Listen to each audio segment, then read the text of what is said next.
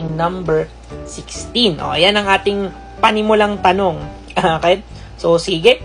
Dahil dyan, bibigyan ko kayo ng 45 seconds para sagutan ito.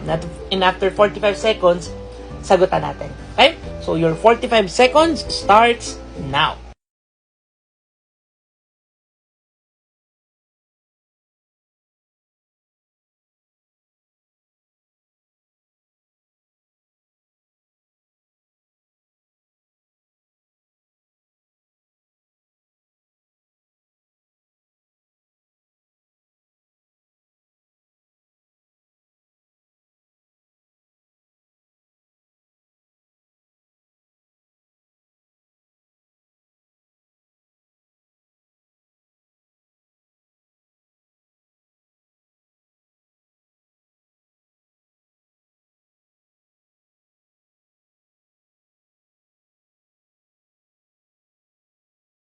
Okay, at dyan nagtatapos ang ating 45 seconds. No, so kung mapapansin nyo, baka 45 seconds na kayong tumulala.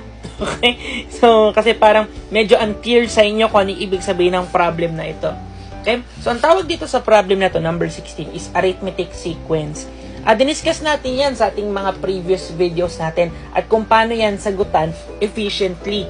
Meron niyang formula. Okay? So, susulat ko lang dito. Ang kanyang formula ay first need. Okay? Yan yung tawag ko sa kanya, no? Para hindi ko siya makalimutan. First need. So, sulat lang natin yung first need.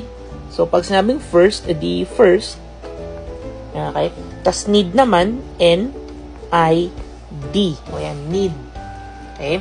Tapos, yung gitna, ikulong nyo sa parenthesis. Yung letter T nung first, okay? It looks like a, an addition sign. Tama. Yung 1 naman, kapag hiniga mo, mukha siyang minus sign. Okay. So, yan ang ating formula. So, pag sinabing first, okay, ano ba yung first na yun? Yung first na yun, ibig sabihin nun ay yung ating first number. Okay? So, pag sinabing first number, yung unang number na nakalagay sa pila, which is 2. Okay? Iba kasi nilalagay 1, diretsong 1. Okay? Hindi sa lahat ng pagkakataon 1 yan.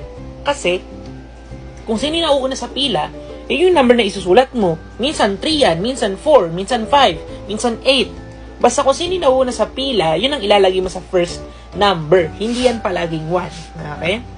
O, next. Ano naman yung N? Pag sinabing N, yan naman po yung nawawala.